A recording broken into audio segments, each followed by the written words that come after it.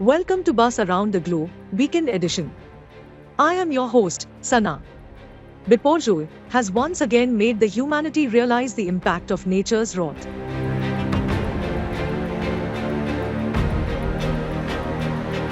In fact, the name of the cyclone is a reminder of it. Biparjoy, the name suggested by Bangladesh, means disaster, calamity. And that's exactly what a cyclone brings. But why Biparjoy? Why was the earlier one in May called mocha? And before that, why was the October 2022 cyclone called Sitarang? Also, what will be the next cyclone called? Yes, we already have the list of names for all the cyclones that may come this year. In fact, let's see some names of cyclones that posed threat to India in recent years. Asani in May 2022. Javad in November 2021. Gulab in September 2021. Yas in May 2021. Tokte, again in May 2021. Burevi in November 2020. In 2020 there were also Nivar, Nisarg and Amphan.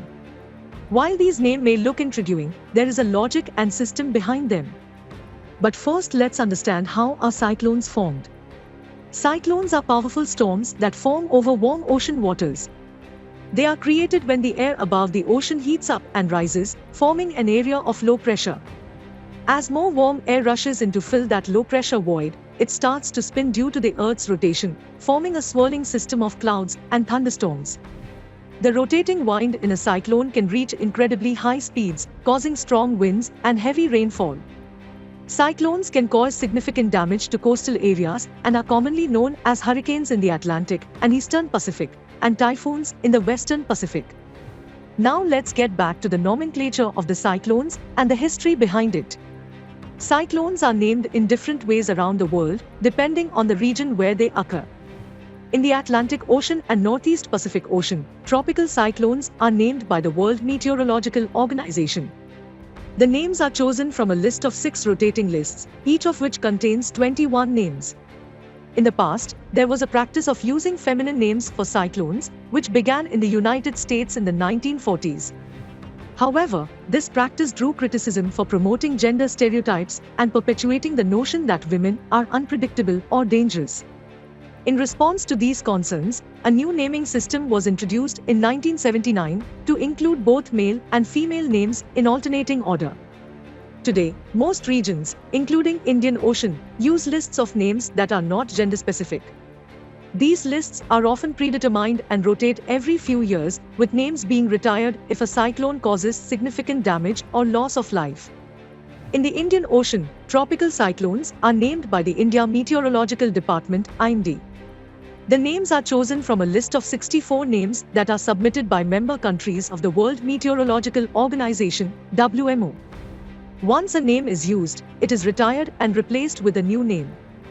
The last list was submitted in 2020 by 13 member countries under the World Meteorological Organization or WMO ESCAP panel, including Bangladesh, India, Iran, Maldives, Myanmar, Oman, Pakistan, Qatar, Saudi Arabia, Sri Lanka, Thailand, United Arab Emirates and Yemen. For North Indian Ocean, including Bay of Bengal and Arabian Sea, New Delhi assigns the name to tropical cyclones following a standard procedure. Following criteria are adopted for selection of names by member countries. The proposed names are neutral to politics and political figures, religious beliefs, cultures and gender. This is why you will not see female names like cyclones in US. Names are chosen in such a way that it does not hurt the sentiments of any group of population over the globe.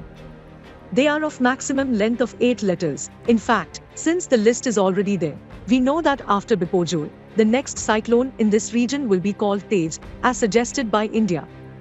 The one after Tej will be Hamu, as suggested by Iran, and after that will be Midili, suggested by Maldives. But as William Shakespeare asked the question in his epic romance, Romeo and Juliet, we also say what's in a name? In conclusion, we need to worry more about the climate change and its effect on these storms.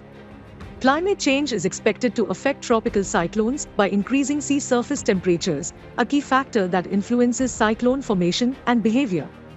The US Global Change Research Program and the Intergovernmental Panel on Climate Change project that tropical cyclones will become more intense over the 21st century, with higher wind speeds and heavier rains. Do tell us what you think about this video in the comments section, and for more news updates, subscribe to India Today.